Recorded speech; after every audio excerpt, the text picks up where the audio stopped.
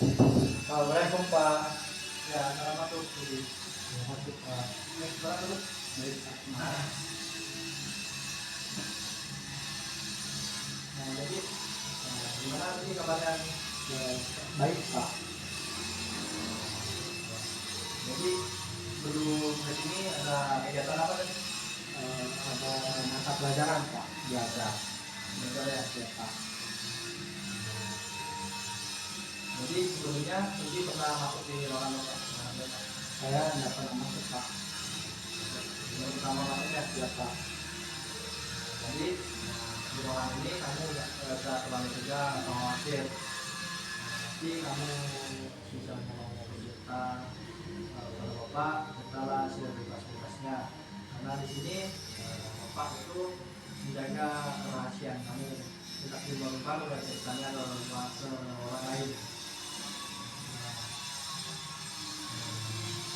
Jadi Bapak ingin mendengarkan kamu sebagai anak yang lagi butuh ruang untuk bercerita. Jadi berceritalah sebebasnya. Ya Pak. Saya tidak duduk sebenarnya. Kalau Bapaknya juga mungkin sedikit duduk ya. Ya Pak. Pak tidak masalah. Jadi kita tuh di dalam ruangan ini santai ya. Nanti jangan terlalu terburu-buru. Tadi sebelum masuk kamu sempat nunggu lama? Enggak Pak. Enggak ya. Ya Pak. Baik. Yang penting sekarang tuh kamu sudah di sini dan Bapak ingin memastikan kamu tuh merasa aman di ruangan Bapak untuk bercinta.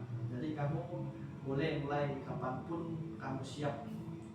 Sudah agak tenang mungkin? Ya Pak. Saya sudah siap Pak. Baik.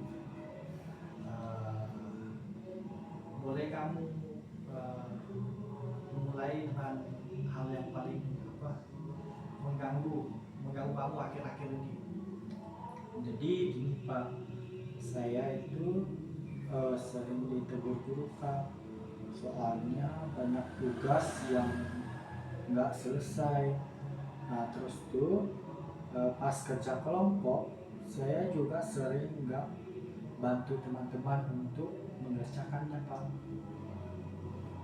Jadi kamu itu merasa kurang enak ya karena sering ditegur. Ya Pak. Jadi itu yang membuat kamu itu nggak nyaman gitu. Ya Pak. Soalnya saya sudah tahu saya salahnya di mana. Nah tapi tetap saja saya melakukan hal yang sama itu Pak. Jadi kamu itu sebenarnya itu sadar ya, tapi kamu itu merasa seperti susah menggerakkan dirinya ya.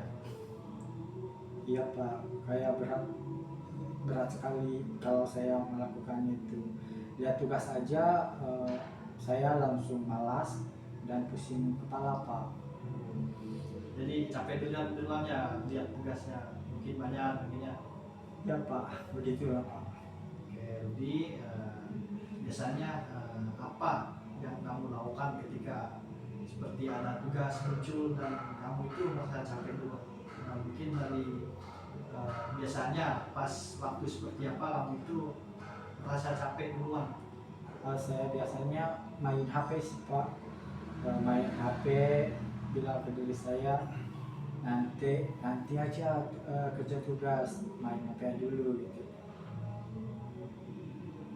Jadi kamu itu mungkin merasa sudah nyamannya ya begitu karena sering itu udah nyaman selalu menunda dulu. Ya Pak. Jadi kalau di dalam hati kamu itu tahu kalau ini bikin masalah ini kalau nggak menunda tugas. Ya Pak. Jadi penyesalannya tiap muncul itu di tugas tidak selesai gitu. Ya Pak, menyesal. Itu berat ya hidup dengan mungkin hidup dengan perasaan seperti terus mengecewakan diri sendiri. Ya Pak, kadang saya merasa kayak apa yang saya buat memang nggak bisa saya andalkan Pak, memberanikan diri saya sendiri Pak.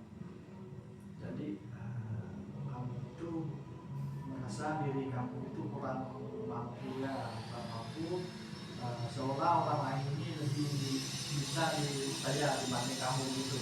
Ya Pak, betul sekali Pak. Mungkin bagaimana kalau di rumah, apakah kamu mengalami hal seperti itu? Mungkin bedanya seperti semua. Ya Pak, saya sering juga lupa kalau saya disuruh tampil itu, saya dibilang itu susah gitu, dibilang nggak pernah langsung gerak Pak. Saya kalau saya disuruh itu saya nggak bisa langsung Kayak ngomong gitu ya lepas Pak, saya nggak langsung dikerjakan, tapi nunggu dulu gitu Pak. Jadi dari itu tuh membuat kamu tuh merasanya kurang dihargai gitu. Ya Pak. Jadi Bapak dengar ini dari cerita kamu ya, bahwa masalah ini bukan hanya tidak mengerjakan dari tugas, namun dari tugas yang tidak dikerjakan gitu. Iya Pak, itu benar sekali Pak. Kalau kamu coba lihat kapan pola ini mulai muncul, yang kamu ingat kapan pola ini muncul, baru-baru atau sudah lama? Kalau diingat Pak, ini sudah lama, sejak saya kelas 6. Tugas makin banyak itu saya tidak mengerjakan, saya mulai suka membantu waktunya Pak, dan terus itu pernah sekali sejak kelompok itu saya ngebantu teman-teman mengerjakan, dan sejak itu saya makin takut kalau kerjaan saya jelek, makanya sering nggak memulai mengerjakan tugas Pak. Jadi kamu tuh takut ya, kamu itu takut mengecewakan orang lain. Jadi makanya kamu tuh malah menarik diri dari sosial media. Iya Pak, saya takut kalau saya bantu nanti malah salah, takut dikritik gitu ya Pak, kalau mengerjakan tugas. Bapak bisa rasakan rasa takut itu cukup kuat ya. Iya Pak. Jadi akar dari masalah besarnya bukan dari malasnya kamu, tapi itu karena kemungkinan dari ketakutannya diri kamu, takut gagal atau takut salah, mungkin juga takut dari mengecewakan orang lain. Nah, jadi kamu tuh sehingga kamu tuh memilih menunda supaya tidak menghadapi ketakutan itu. Benar itu tadi? Iya Pak, saya baru sadar ternyata itu yang saya takuti selama ini Pak. Jadi terima kasih sudah bercerita panjang hari ini. Bapak tahu tidak mudah untuk mengungkapkan mungkin dari hal-hal yang membuat kamu itu merasa tidak nyaman, apalagi tentang perasaan takut gagal dan perasaan tidak mampu. Tapi kamu itu berhasil melewati itu dengan sangat baik. Iya Pak, saya juga sebenarnya tadi takut salah ngomong itu Pak. Ya. Jadi kamu itu merasa takut salah, tapi kamu itu tetap, kamu itu tetap juga itu harus mencoba kan, akhirnya kamu bisa dengan jelas itu menunjukkan kalau kamu itu punya keberanian sebetulnya. Dan itu langkah yang pertama yang sangat berharga. Dari pembicaraan kita, Bapak sudah melihat bahwasannya kamu ini sebenarnya ingin berubah dari sifat kamu. Nah, jadi kamu ini menjadi anak yang bisa diandalkan, bisa menyelesaikan tugas, bisa berperan mungkin dalam sebuah kelompok gitu, dan bisa bikin orang itu di sekelilingmu bangga, dan itu semua sangat mungkin bisa kamu capai. Semoga saya bisa Pak melakukannya Pak. Masa semoga bisa itu berarti kamu itu ada punya harapan di hati kamu, dan harapan itu perlu kita rawat. Nah hari ini kamu sudah menentukan akar permasalahan kamu. Nah bahwa kamu itu bukan anak yang malas sebetulnya, tapi kamu itu anak yang takut mengecewakan.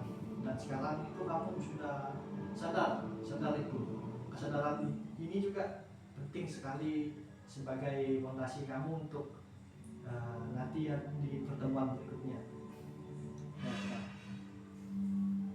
Oke, jadi baik. Nah, sebelum kita tutup, Pak ingin kamu tahu bahwa perubahan itu tidak harus langsung besar perubahan, tidak perlu langsung sempurna.